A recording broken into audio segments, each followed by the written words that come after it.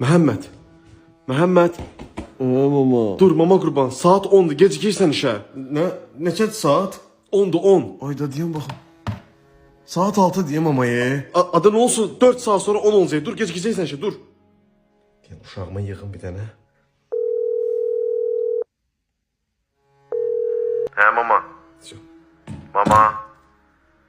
Alo. Mama cevap ver də. Alo. Ay mama. Cevap ver də. Geyim kızımın otağına girim, şkaftan nəsə götürüm. Sonra çıxanda qapını da bağlamayım, işıqlı yandırım qoyum. Deyəm bir dənə vız vatım uşağıma yıxsın, məni götürməyim telefonu. Getdi vızı. Yığır. Qoy yıxsın. Geyim kızımın üstüne qışqırım ki, niye çıxartmamısan əti buzxanadan? Köpək qızının it küçüğü. Vay, deyəsən yağış yağacaq.